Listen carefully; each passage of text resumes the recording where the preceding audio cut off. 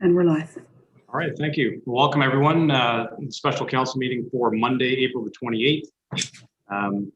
Tonight's meeting, just so everyone is clear, is designed essentially to be an information gathering meeting for council. We're going to hear from a number of stakeholders from our development community, and the hope is that we can have an open discussion to learn a little bit more about your respective projects and where you are. There's no expectation on my part that any final decisions will be reached tonight. I do expect after the list of presentations, council will likely take an opportunity to go in camera to have some discussions, and there may be some general direction given to staff at the end of the meeting. But as I said, I don't anticipate that any final decisions will be made this evening.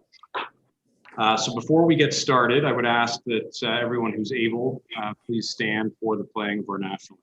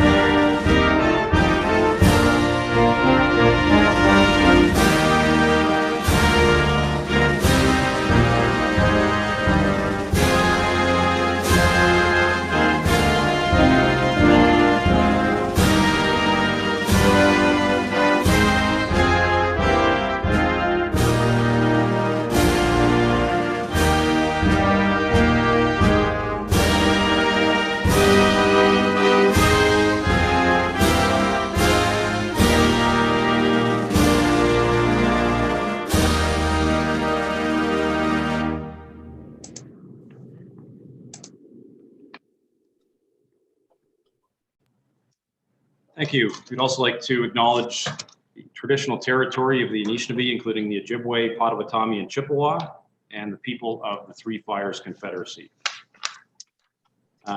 Does any member of council have a pecuniary interest to declare this evening? All right, so before we get into the developer presentations, we are going to have a short presentation from our town planner, Steve Weaver, as well as our engineer, Steve Burnett. So Steve Weaver, turn it over to you first, and you can sort of walk us through the process that led to this evening's meeting.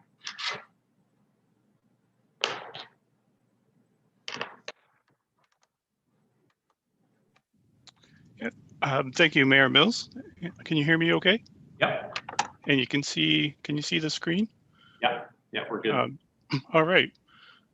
Well, good evening, everyone, and thanks for making some time available in your busy schedules for this special meeting of council.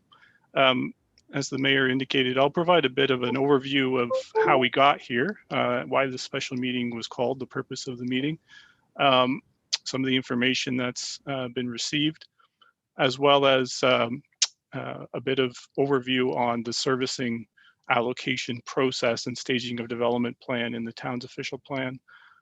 Following that, I'll turn it over to Steve Burnett, who will get a bit of an update, recapping some of the information given to council on Monday night regarding the environmental assessments for the various wastewater and water infrastructure upgrades. So back on March 22nd, this is the resolution that stemmed from report DO 2021-02. That report was a sewage capacity allocation update, bringing the information to current as of year-end 2020. At that meeting, there was a request from one developer to have the remaining allocation allocated to their development for land outside of the urban area So prior to making any decisions about any further allocations, it was considered wise to collect information from all of the other development interests who could be impacted by that. And so this special meeting was called to further discuss the findings and implications with the development community who have active applications and own developable property within the town. So to facilitate the special meeting, a letter was issued on April 7th to give notice of the meeting, as well as to request some information from those with active or proposed development applications in the town. Specifically, the letter was sent directly to owners with conditionally approved developments, so draft plans of subdivision, conditional site plans, those sorts of development applications and approvals. As those already have current allocations, as noted in the report presented on March 22nd, those developers were asked to seek renewal of their current allocations through this meeting and through the related forms that were issued. Secondly, the letter was issued to all known owners of land with current planning applications. So those are planning and development applications in process. And there was one other servicing request that staff were aware of, not related to a development application, but rather an existing industry. So that industrial property owner was asked to make a request as well. And then beyond that, the notice went out to owners of land proposed for future development. So where either a development application was not yet received, or there was some pre-consultation, or we knew the application was incoming and it's been received since. And then finally, a general notice to the public at large. And now, for the purposes of the meeting and the servicing allocation review, we did not request landowners who already have a final approval and which have a building permit or are in the process of obtaining building permits, as well as any residential developments with 5 or fewer units. That's really a matter of practicality. There's a number of small infill developments, severances, and so forth with just a couple of units each. And we would have had quite a large group tonight if we expected all of those to be here. We did thankfully receive all of the information from those interested in these matters on April 20th. So I do want to thank all the development community who's attending tonight for quickly responding to this request. I know that was a lot of information to quickly pull together in a couple of weeks.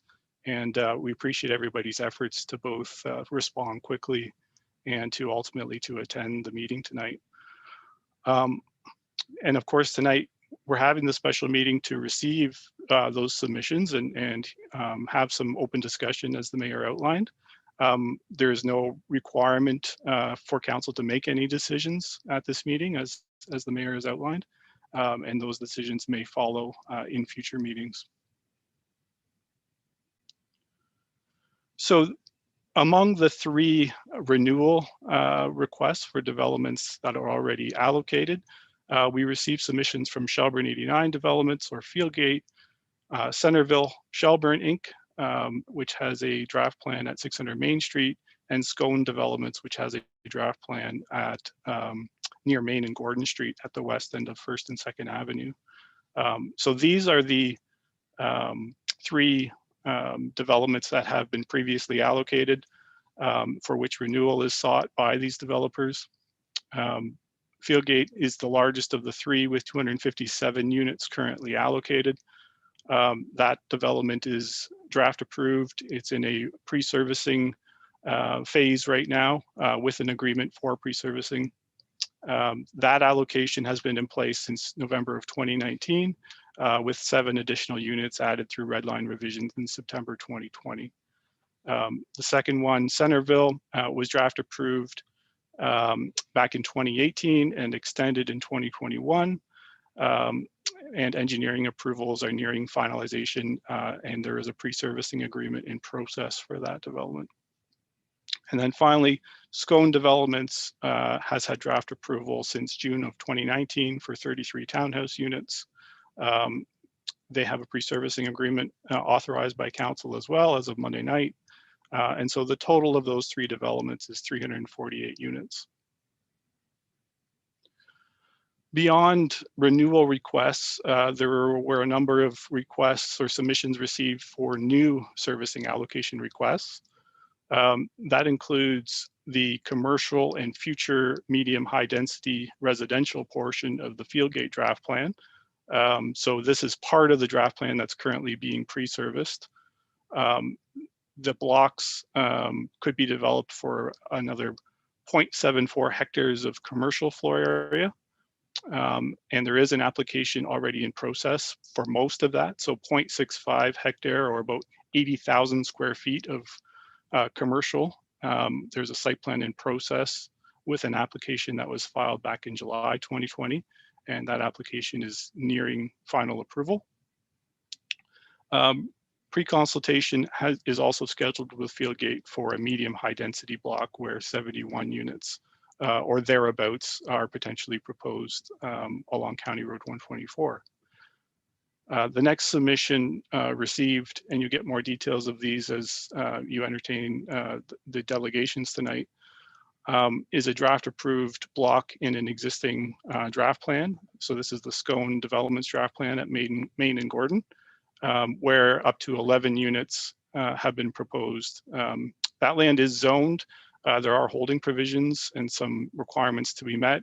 A further site plan or similar application would likely be needed for most of those 11 units. We don't have an application in play yet for that.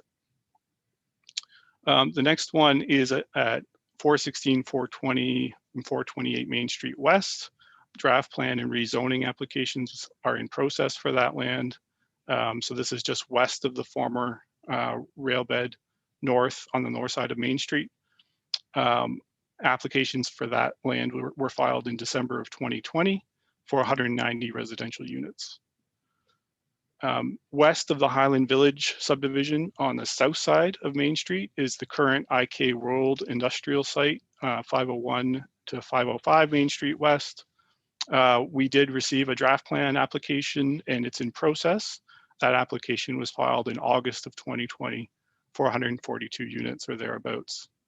So 74 units officially identified on the draft plan. And through this request, this allocation request process, future phases are identified to have potentially another 68 units for a total of 142. Stella Jones, just west of the former rail corridor on the south side of Maine, has been going through a phased process of site improvements on their property. A site alteration permit was issued in July 2020 for some site work.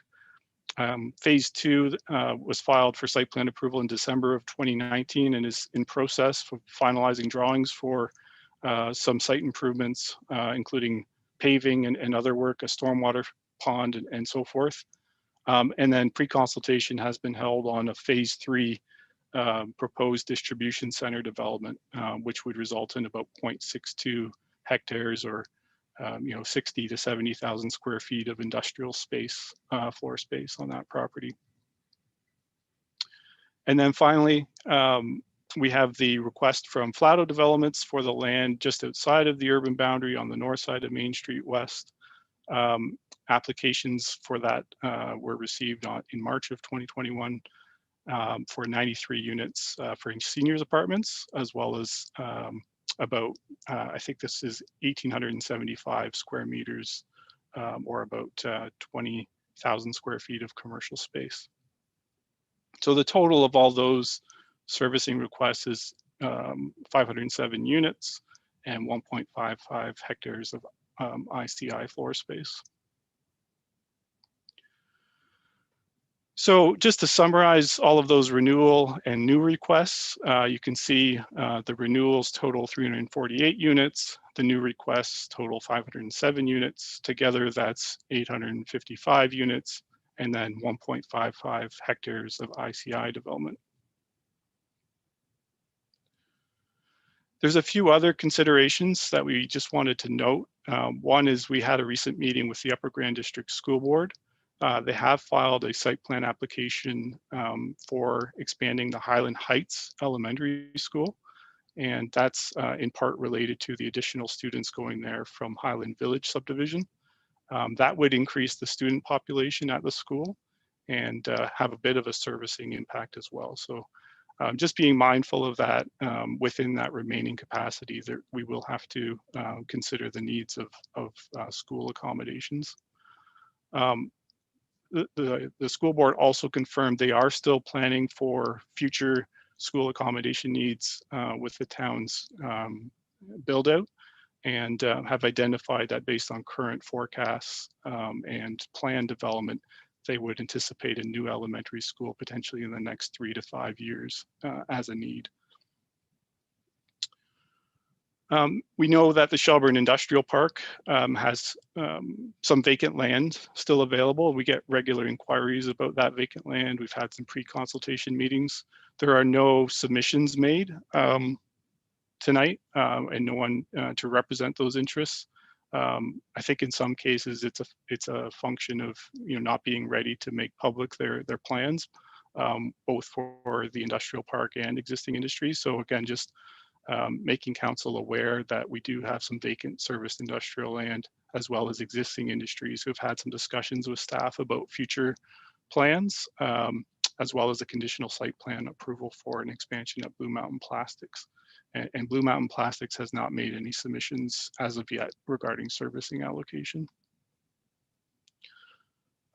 Beyond that, there is some vacant serviced commercial and institutional land. Again, no specific submissions tonight regarding those lands, but we are mindful that there's some servicing needs that will be tied to that land if and when it comes forward for development.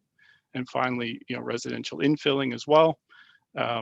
There's 14 units that have been approved and have been factored into the remaining capacity.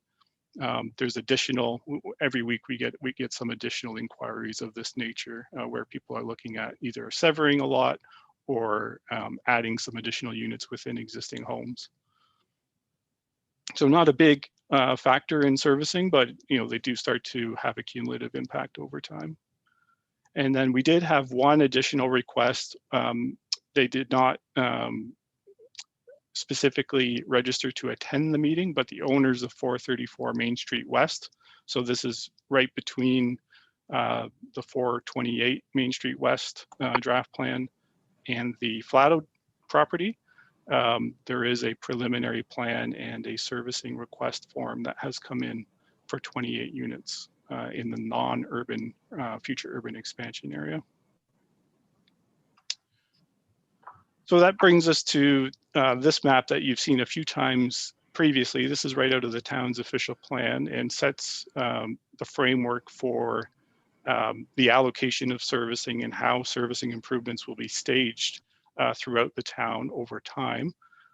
As you can see, there are 3 different stage areas identified for the land in the current urban boundary in Shelburne. That urban boundary is shown as the light blue line here.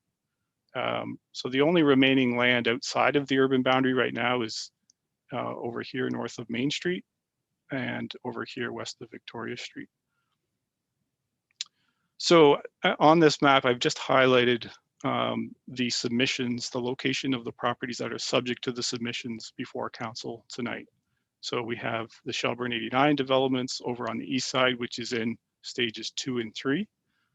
We have the Centerville, so 600 Main Street East, 58 units on the north side of Main Street, east of the Besley Drain in stage 1.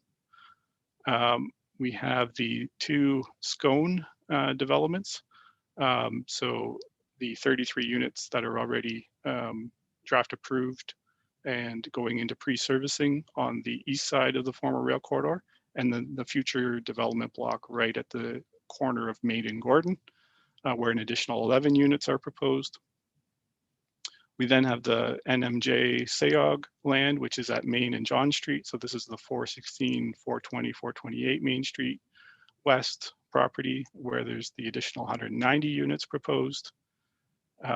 Numbered company, which is IK World at 501, 505 Main Street West. This is the location in stage 2 of the draft plan for 142 units.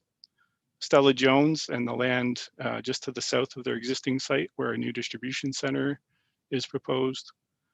And then the Flatto development on the north side of Main Street. There's a property here, and then Flatto's land holdings extend throughout this future urban expansion area. You've seen this slide as well, but just to recap for everybody, this is the process that the town has been using pursuant to the official plan in considering servicing allocation. So when there is a proposed development, the question becomes, is the land in the urban area and which stage is it in? If it is in the urban area, it goes this way. If it's not, then the OP policies speak to the stage 4 / or it doesn't specifically refer to stage 4, but the future urban expansion area, which has been considered as stage 4 in the past. In other words, that area is tied to future wastewater plant upgrades that the town is planning for. Within this 3 stages area in the current urban area, so depending on what staging area it's in and how big the development is, you may end up at the wastewater plant upgrades again, or a conditional approval, at which point servicing is allocated. So if it's within the reserve capacity within a stage 1 area, then it goes through this channel into a conditional approval where servicing is officially allocated. If it's not in stage 1, is it in a stage 2 area where there's reserve capacity? Then again, yes, it can be conditionally approved. If it's not in stage 2, is it in stage 3, and is there reserve capacity? Then yes, it can be allocated. If not, then again, it kicks it over to the wastewater plant upgrade. So the purpose of this is just to make sure that the servicing decisions are linked to the areas where we have servicing available. So before servicing new areas, optimizing the use of existing services and allowing for infilling and intensification. So at this point, I will turn it over to Steve Burnett, and he will walk us through a bit of an update on the planned upgrades and the EA processes currently underway. Thanks, Steve. And good evening, Council, and everyone that has joined us this evening as well. So in order not to bore Council and put you through the agony of another engineering assessment update, we have trimmed and summarized our report for tonight. So just for everyone that did not have the opportunity to see Monday night's council meeting, there are several projects ongoing currently moving through either a class environmental assessment or actual work for capital upgrades within the town. Right now, there is a water supply Schedule B Class EA ongoing, which is very interrelated with project work at Well 1, Production Well 3, and Production Well 7 and 8. Although not interrelated with the Class EA work, there is also a new elevated water tower that the town has been working on for a few years now. And in fact, the EA for it was completed almost 10 years ago. And that work is moving forward as well. And we'll give a bit of an update on that. I think, as everyone is well aware, there is increased capacity at the water pollution control plant Class EA process that is ongoing right now as well and nearing completion. And so that everyone is aware, there are 2 other class environmental assessments ongoing right now, one ongoing, one planned. The one is the water wastewater master servicing plan, which really is an update to the dated 2003 Schedule B Class EA to determine the best method to service the extended areas of town and some of these staged areas that Steve spoke about.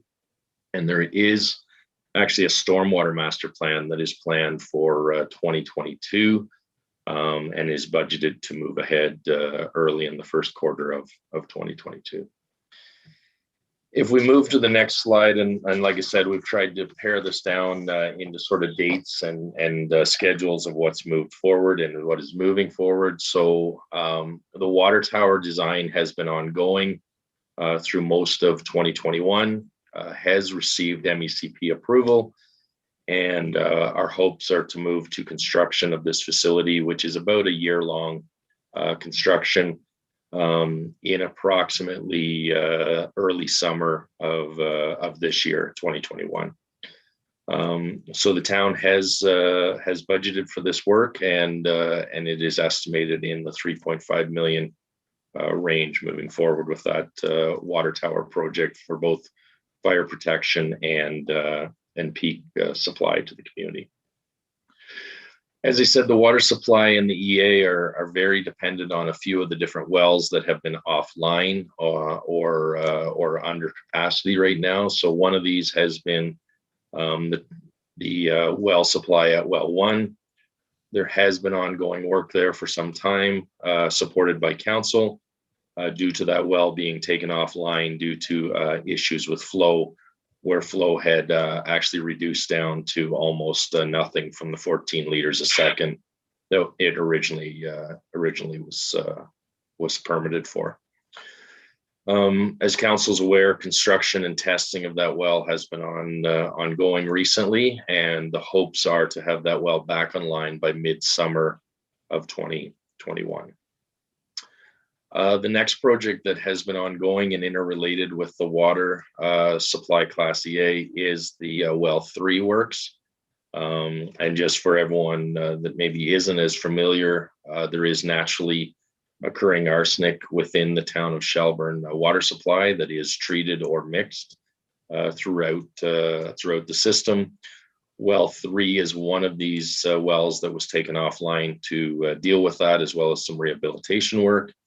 There were some issues noted during that that made it notified or possible as a GUDI supply. So additional work had to be undertaken by the town to verify that work, which has now been completed. This work has also been recently approved by the ministry in agreement with that GUDI study, as well as the detailed design work to incorporate the resolution to that, as well as deal with the arsenic, naturally occurring arsenic issue. So that will be moving into construction again early summer of this year, 2021, and is currently estimated as well in approximately the $3 million range for that upgrade work. There is also necessary source water protection approval work that goes along with that capital project. It can occur concurrently with construction and will take approximately 8 to 12 months. So we have shown that in green, just aligning with the construction schedule of bringing that water back online. The third well that has been, sorry, Steve, the third well is just the well 7-8 work that is trying to run those wells concurrently versus independently. It has been quite a long process of study and work through that to get to the end of that. And that has recently been updated and is moving into the testing phase this coming month of May. But there will be approximately an 8 to 12 month window in order to actually get the source water protection approval and permit to take water approval. So although it may be proven in the next month that that is capable, we are looking close to a year out before we could actually access that additional water supply. So moving to the wastewater EA and project.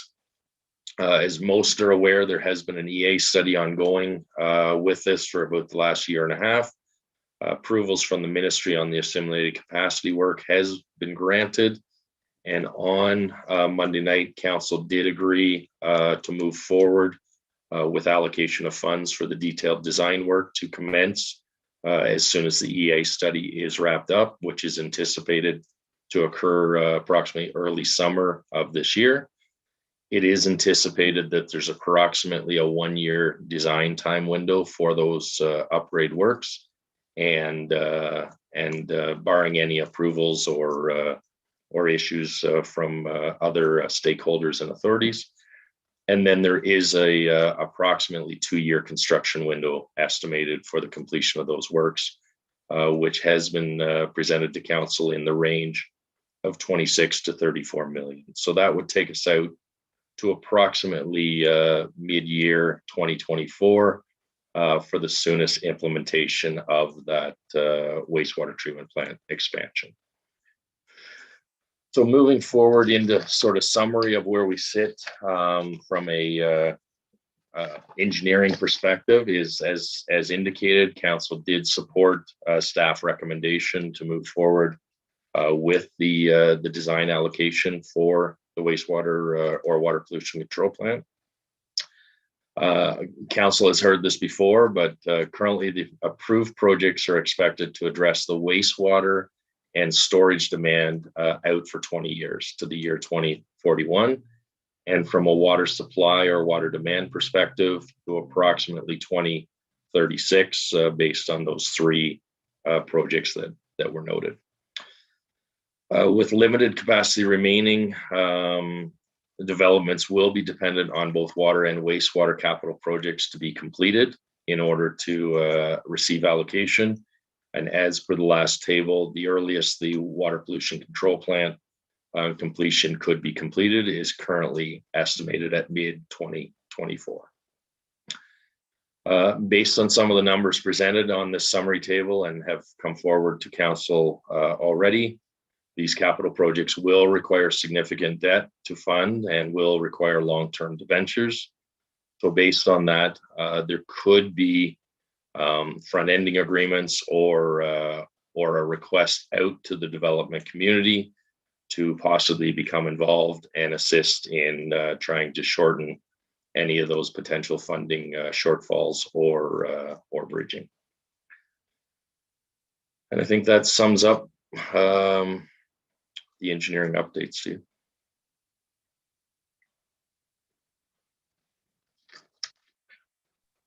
That's all we had by way of presentation, Mayor Mills. So back to you.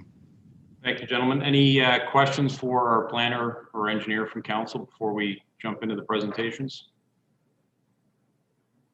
No? Okay. All right, so first on the list is Shelburne 89 Developments, which is Field Gate. So we have Mara and Mike joining us tonight.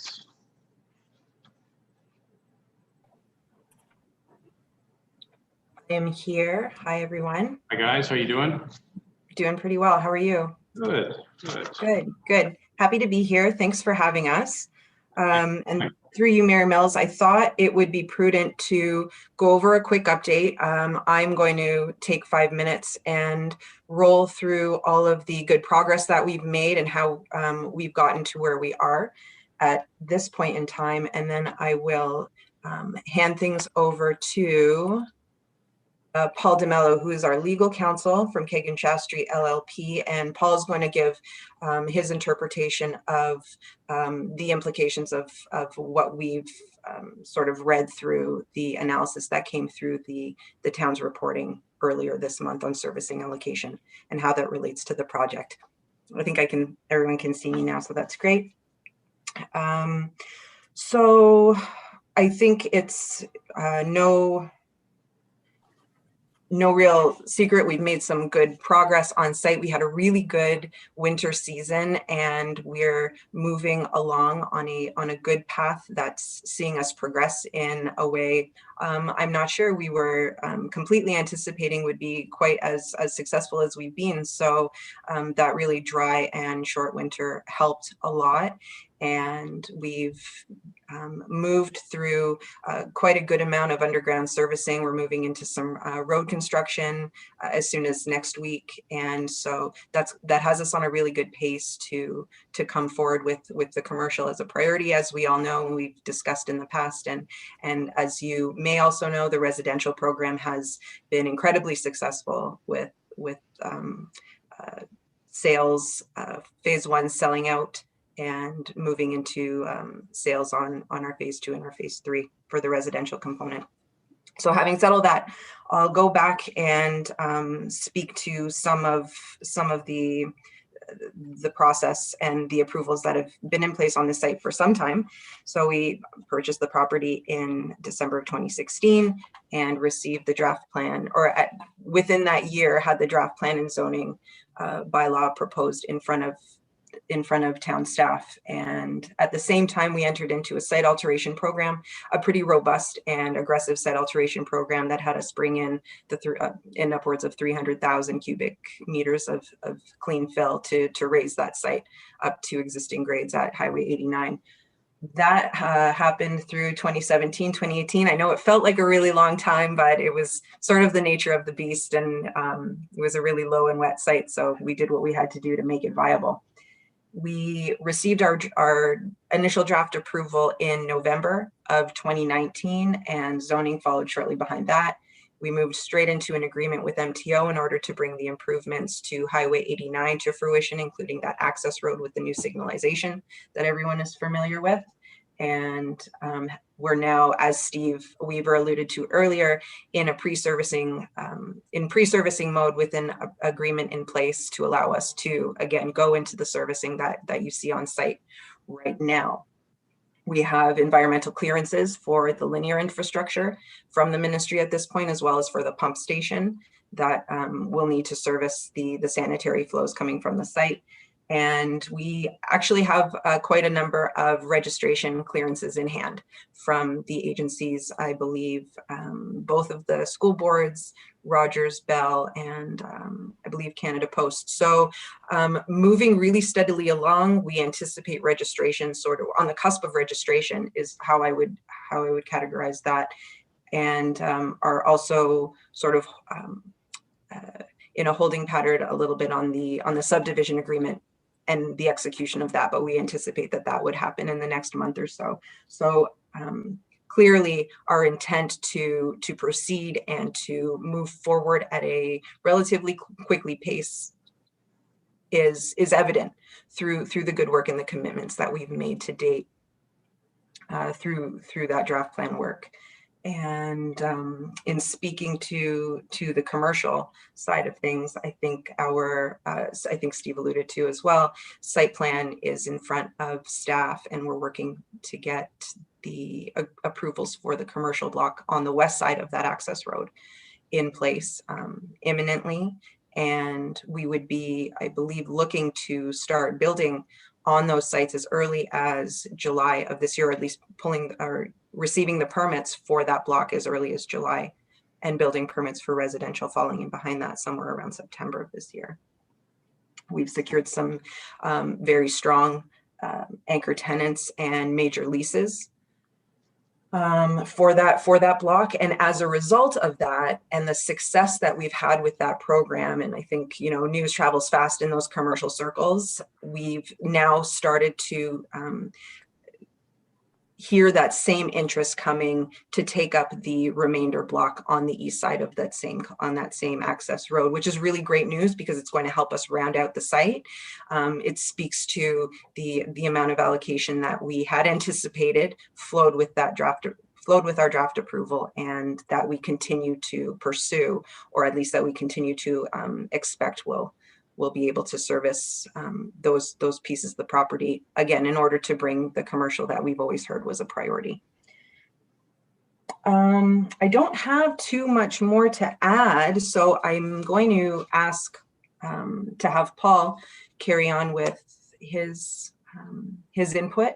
And I also have my colleague, Mike McLean, on the line. He's a vice president of development with Fieldgate as well, and happy to take any questions that you all may have when the time is appropriate. Thanks, Maura. Thank you. Why don't we just break there before we turn it over to Paul to see if there's any questions from council for you before anybody forgets what they may want to ask. Sure. Councilor Granato.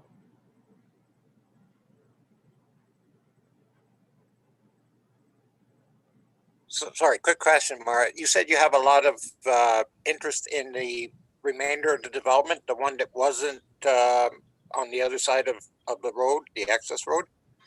Yeah, we're hearing that there is interest.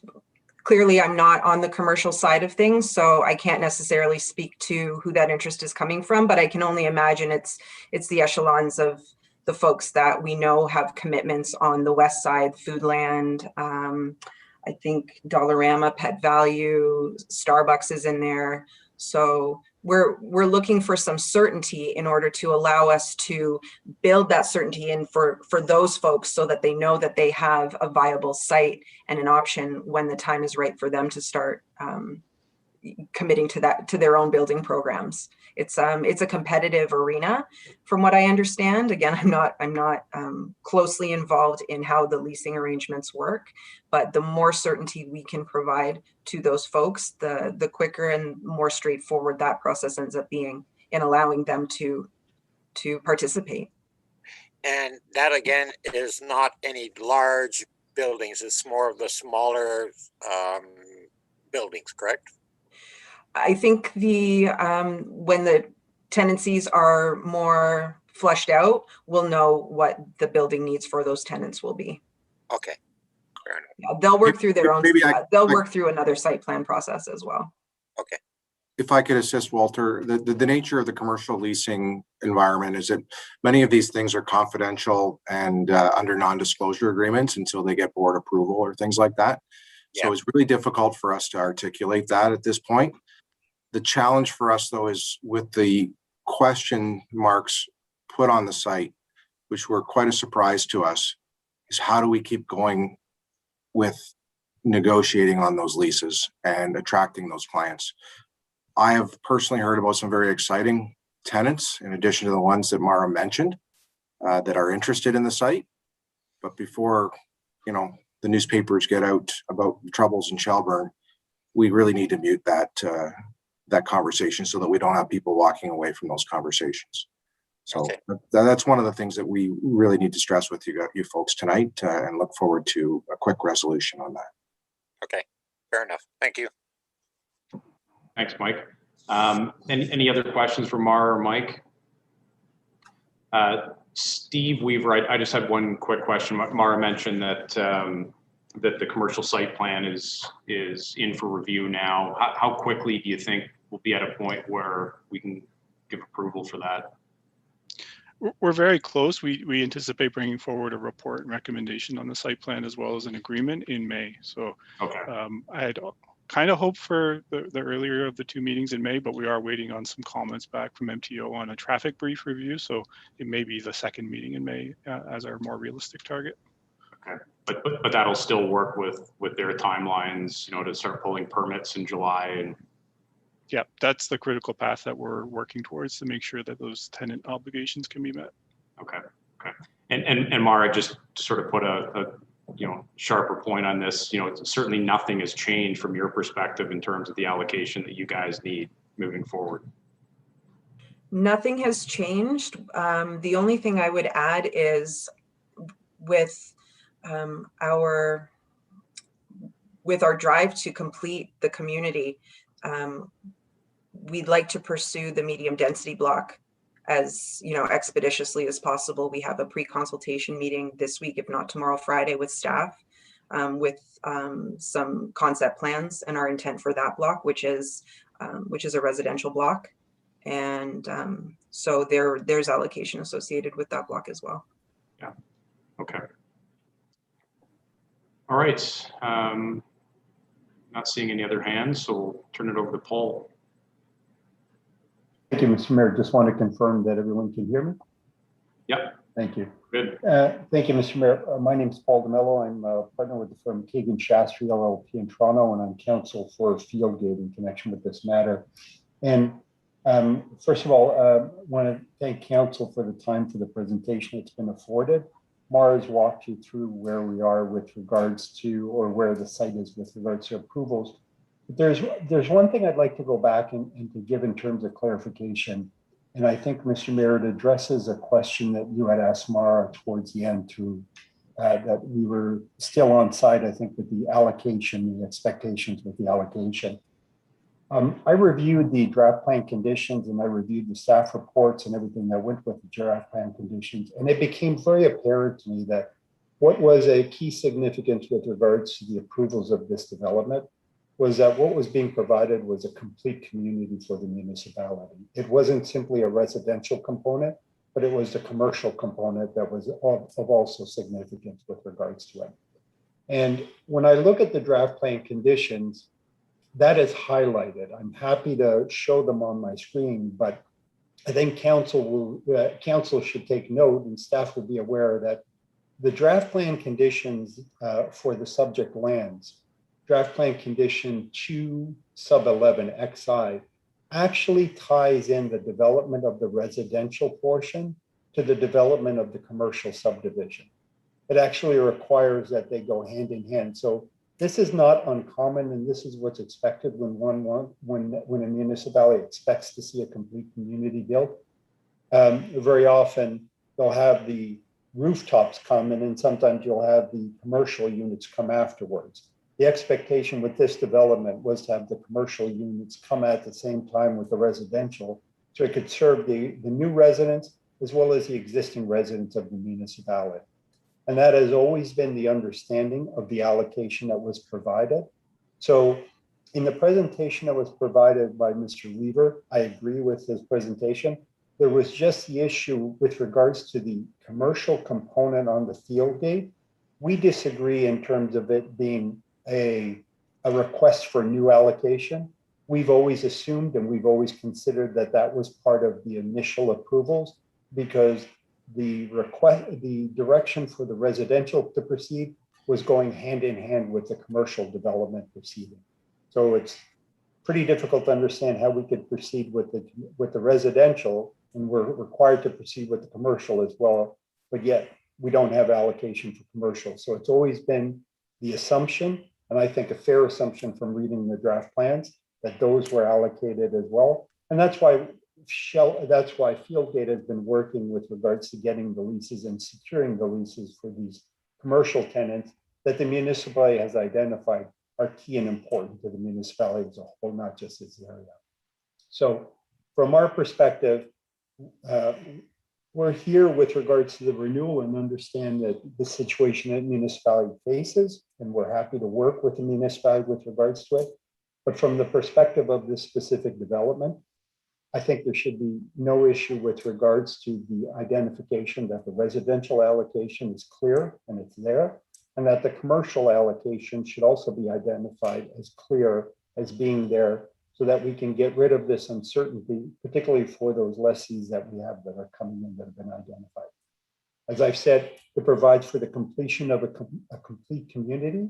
And as Mara has identified, block 215, I think, is the only other block where we want to come in with some identifications, some plans to complete the area, so that we don't have a situation where the residents move in, the commercial moves in, and then they're subject to still complete construction, further construction in the future. That helps no one. That doesn't benefit the municipality, doesn't benefit the residents. And we think delivering this as a complete community, which is what it was approved as, would be in the best interest of everyone moving forward. So having that certainty is what we envision, is what we expect is necessary in order to proceed and to go forward. And I think is reflective of the draft plan approval that was previously given in November of 2019 with regard to these lands. And when you consider the timing, 2019, I think the work that's been done by Fieldgate to get us to this point, to get the lands to this point, to get tenants, to get leases to these points on the commercial, represents an exceptional commitment to these lands, an exceptional commitment to the municipality, and to delivering what has always been expected in terms of a complete community. And there's one further point that I would raise that causes me, that I must say originally caused me concern when I understood that there was this special meeting of council happening, was that, as I understood, and it was from the presentation was reinforced, that this was arising because of the recognition that there's capacity issues with regards to allocation, and that there was a request by a landowner outside of the urban boundary to have that allocation secured for them. Surprisingly, to me, something to be considered with regard to that would be in contravention of the PPS, would be in contravention of good planning, the idea of making the appropriate use and the good use of the existing infrastructure to the area within your urban boundary, to somehow even suggest that there would be allocation reserved outside of the identified urban envelope, and there's already a limitation to serving what's in there. I suggest is not good planning, is not representative good planning. It's not the most efficient way for a municipality for using its infrastructure and the resources available to it. So while we're here making the presentation, and while we're making the presentation of a renewal and confirming our commitment, confirming Fieldgate's commitment to this development and to this municipality, we have serious concerns or issues with regards to any type of reallocation that would occur that would lead to servicing being allocated and reserved for outside of the urban boundary, particularly at the risk of complicating the completion of what's been identified as an important complete community for the municipality. I'm happy to answer any questions that any member of council may have with regard to this. I've spoken with my clients. They've once again reaffirmed their commitment to the municipality, reaffirmed their commitment to the site, have worked hard to bring it forward. And we need the same commitment, similar commitment from this council towards this development so that we can deliver this complete community in a timely fashion that works for everyone. Okay, thank you. Steve, did you want to make any comments before I open it up to council? Those are all good comments and no real points of disagreement. The capacity allocation to the draft plan with the 257 units. It wasn't ever an intent of staff or consultants for the town that would mean there wouldn't be, capacity allocations available to the commercial blocks when they go forward. It was really just, wanting to make sure that the details of those developments were understood before formal allocations were granted. And this goes hand in hand with the OP policy, which says, allocations are made at the time of development approval. So what we found is that as a result of circumstances beyond the control of the municipality is that when we compare back with 2019 and how much capacity was remaining at the time the draft approval was given, at that point, there was no cause for concern that there might not be capacity available for, blocks and future development blocks and draft approved plans.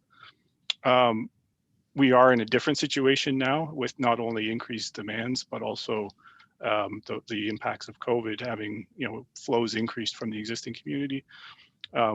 We do not see any imminent, capacity constraints for the upcoming commercial block approval.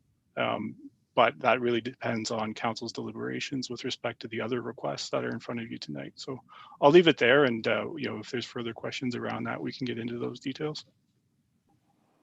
Okay, thanks, Steve. Questions from council?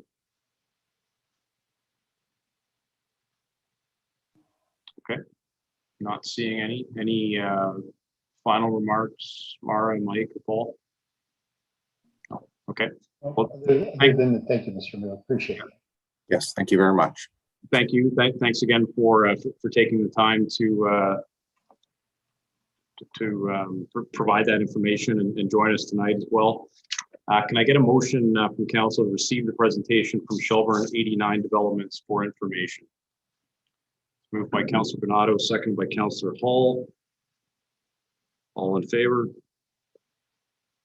That's carried. All right. Our second presentation is on behalf of Centerville.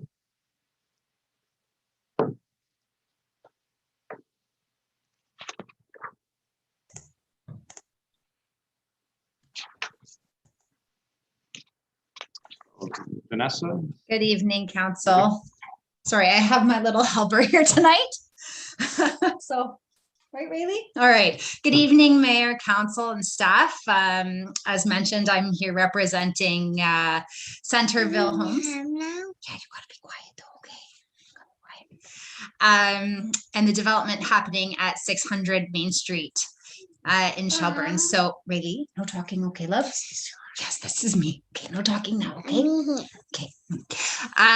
So as most of you are aware, the development at 600 Main is proceeding. It is a residential development, and they recently received draft plan of subdivision and draft plan of condominium extension just last month. And they have submitted for first detailed design submission. We've received comments, technical review comments back from the town and agencies. And we're currently working to address those comments, and we hope to have our second submission in within the next week or so. So we're super excited about that. As Steve mentioned, we have requested pre-servicing agreement to be drafted. So I believe staff's in the works to move forward with that, as well as the zoning bylaw amendment is scheduled to go forward to council in the second meeting in May to approve the zoning requests that have been made for that property.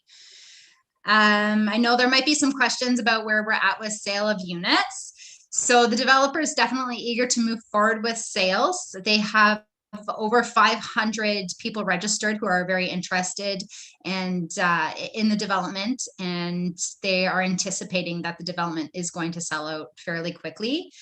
They are just holding off on proceeding with sales until the zoning is in place. It's okay. It's okay. Just hold it like that. No, what is that? Okay, really? So they're just holding off until the really no talking, love. Oh, back, wait. Back. Just wait. Really no talking, love. So they're holding off the sales until really. I'm sorry, love. I don't know what you mean. Like this. But I apologize. Okay. Okay, like that. Steve floating. Okay, there. Okay, go back to your megatiles, please. So they will start proceeding with sales once the the zoning is approved. And as Steve mentioned, we're seeking the renewal for the allocation for 58 residential townhomes. If you have any questions, please let me know. Okay. Thank you. Any questions for Vanessa?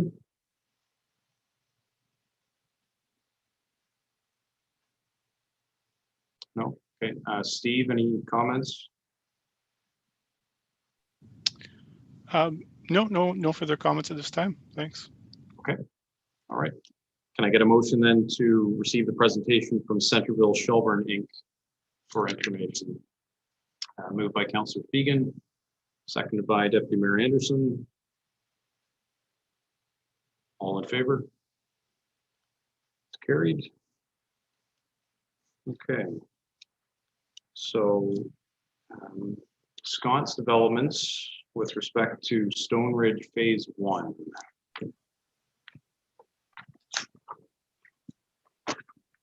Hi, good evening, Mayor Miller and councillors. My name is Camilla Harris McMillan. I'm just going to try to do a screen share here if that's possible.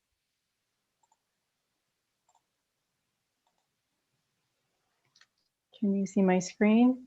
Yep. Okay, great. So as mentioned, I'm here on behalf of Scone Developments, Inc. I'd also like to note that I'm joined by Rudy Brigzolitz of Scone Developments and Heather Simpson of RJ Burnside and Associates if there are any questions. So Scone is the owner of the lands north of Main Street West and west of Gordon Street at the end of First Avenue and 2nd Avenue as outlined in red on the screen. The site is within the urban area and within the built boundary and represents a logical extension of the residential development you see to the east. It is a compact urban infill development that contributes to a complete community.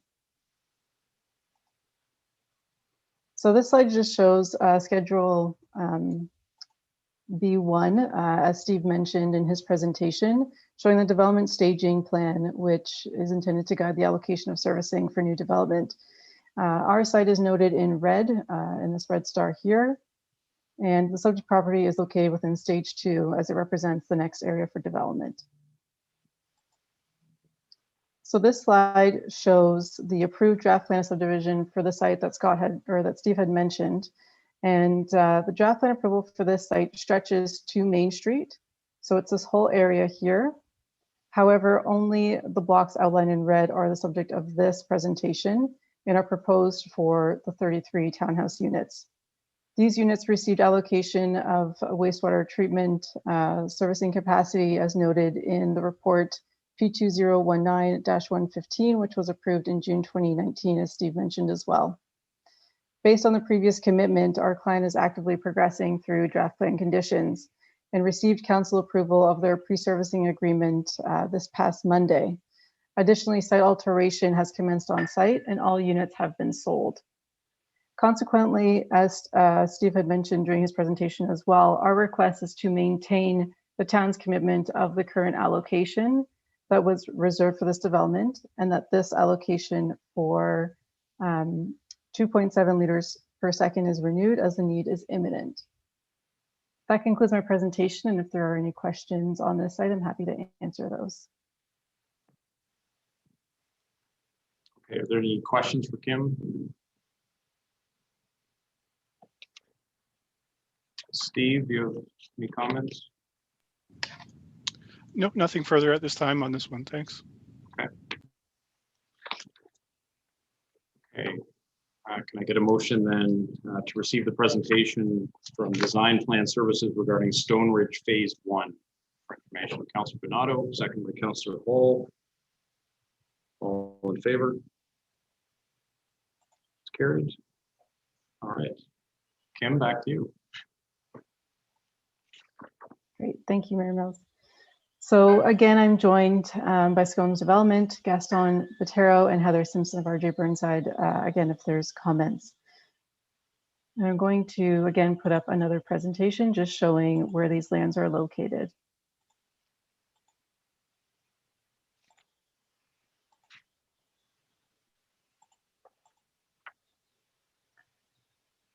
So these lands, again, are north of Main Street West on the west side of Gordon Street, as outlined in red. And again, the site is within the urban area, within the built boundary, but also within the downtown core. It represents a logical extension of the residential development that you see to the east, and again, is a compact urban infill development that contributes to a complete community. So again, showing Schedule B1 from the town's official plan, this development is also within Stage 2, as Steve had mentioned in his presentation.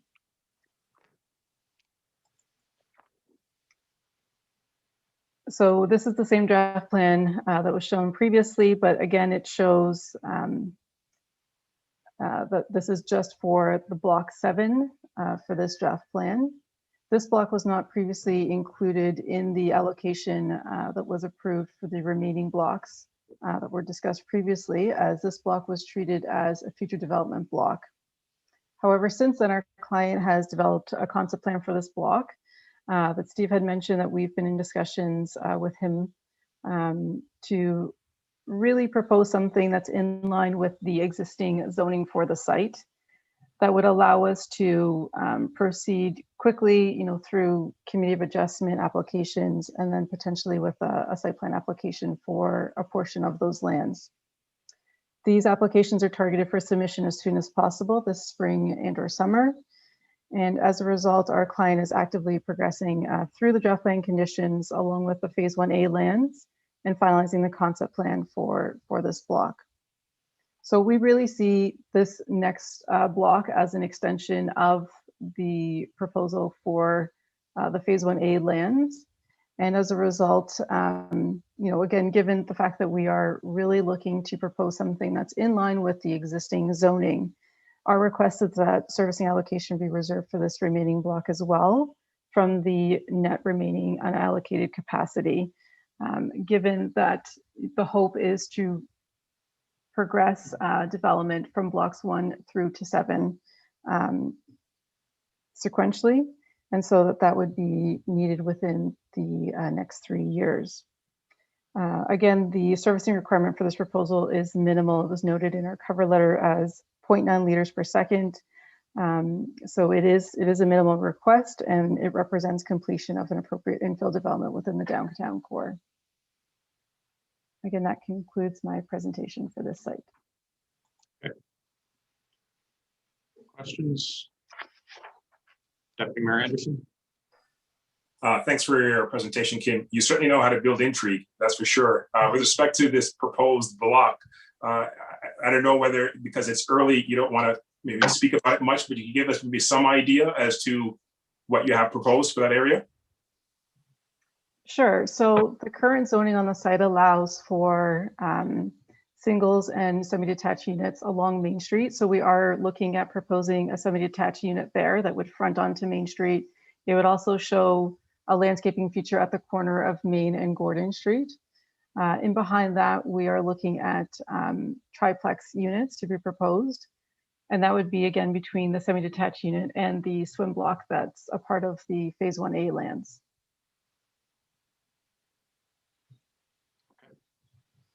Steve, do you have anything to add? No, just to confirm, we've had those discussions with Kim's team, and some concepts have been provided. So we are working through the pre-consultation process on that. Okay. All right. Can I have a motion then to receive the presentation from Design Plan Services regarding Stone Ridge Phase 2 for information? Deputy Mayor Anderson, seconded by Councillor Hall. All in favor? It's carried. And MJ Developments. That's right. And I promise this is the last one. Thank you, Mayor, that I will share.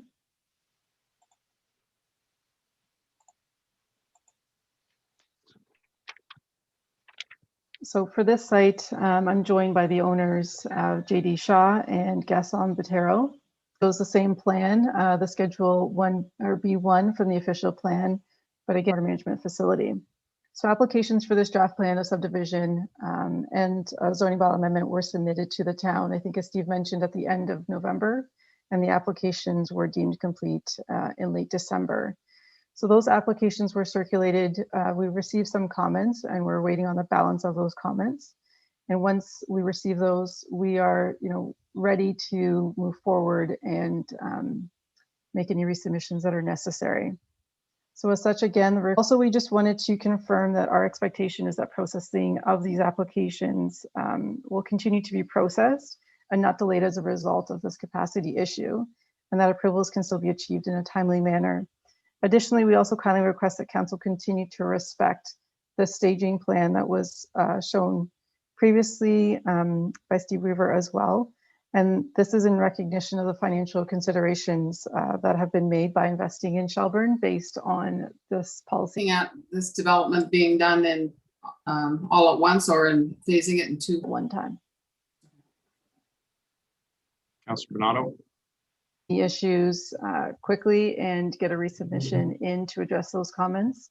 And really the expectation from the owners is that this development would really follow after the Phase 1A and Phase 1B lands, that this would be a continuous development that would continue kind of clockwise through 1A and 1B to allow for this development. So, from their perspective, they are hoping to get this done as soon as possible. We've seen the demand for units through 1A and that sales program going quite quickly and those units being sold out. And the expectation is that this would continue for the Phase 2 lands. So in answer to your question, they are hoping to have shovels in the ground within the next 3 years.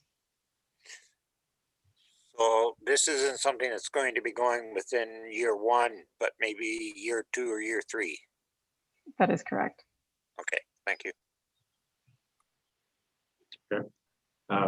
Steve, should we be expecting to see something at council like this summer? Is that kind of the thought? Yeah, we're definitely getting close to having enough information ready for a public meeting. The applications have been deemed complete.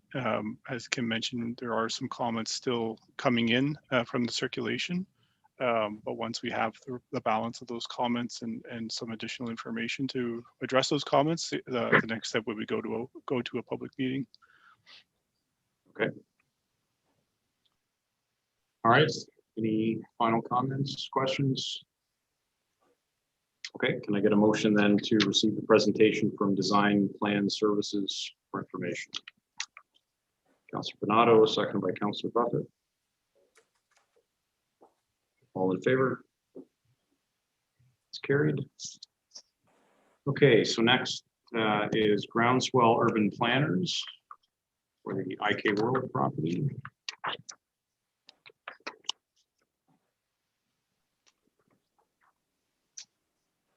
Thank you, Mr. Mayor. Can you hear me all right? Yes, we can. How are you? Good. Good evening, Mayor and Council. My name is Heath Bertel-Sharp. I'm a land use planner with Groundswell Urban Planners, here tonight on behalf of IK World Trading, the owners of the lands at 501 and 505 Main Street West. I'm joined here tonight with my colleague Kerrigan Kelly, along with Saul Rodriguez of IBI Group, who is the civil engineer for IK World Trading. The IK World Trading lands total approximately 6.7 hectares of land located at the southwestern side of Shelburne and within the town's existing urban boundary. The lands are designated for low density residential development under the secondary plan and are identified as stage 2 on the town's development staging plan. The owners have since submitted a draft plan of subdivision application in August of 2020 to develop the site for residential uses, which they're proposing single detached dwellings and townhouses, and have also proposed a flex block within the subdivision. To date, circulation comments or the balance of circulation comments have been received, and the consultants are working toward the second submission. As mentioned, the proposed draft plan features 23 single detached lots located toward the southern portion of the property. Then there are 51 townhouse units located along the western boundary of the property, and the flex block is located at the center portion of the property, extending to the eastern boundary of the site. As you may be aware, the subject lands sit directly beside the tribute development to the east and extend to the southwesterly limit of the urban boundary. The proposed development, we believe, seeks to complete this southwestern area of the town. As you're aware, the tribute site is currently under construction. There are some advantages to the community by proceeding with construction of our clients' lands sooner rather than later. The commencement of construction soon after a planning and technical permissions would reduce the potential disruption of the area. So in relation to that flex block, it's 1.7 hectares. And at this point, our client welcomes opportunities to encourage the potential for this flex block on the proposed subdivision plan as a solution for housing that is specifically needed in the community and utilizing the lands that are within the existing urban boundary. At this stage, a specific housing type and built form has not been finalized for this block. Our clients are looking to build on their existing relationships with the community stakeholders to determine a use for this block that is in keeping with good planning, but also addresses the public interest.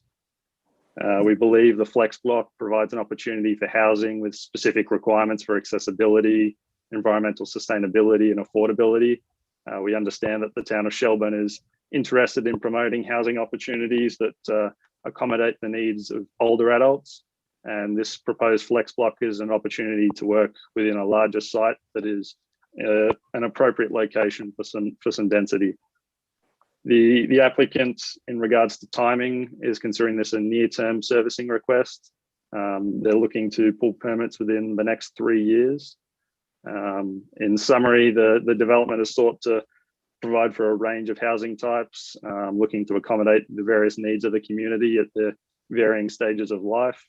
So with this in mind, in the interest of completing this area of the town, and a site within the current urban boundary, the clients are requesting that allocation of the available capacity for their site and the associated proposed 74 units for the single detached and townhouse dwellings, along with the 68 approximate units associated with the flex block. I thank you, Mr. Mayor and Council, for allowing us the opportunity to make this deputation this evening, and look forward to working with staff and council on this proposed development. Thank you, sir. Questions for Heath?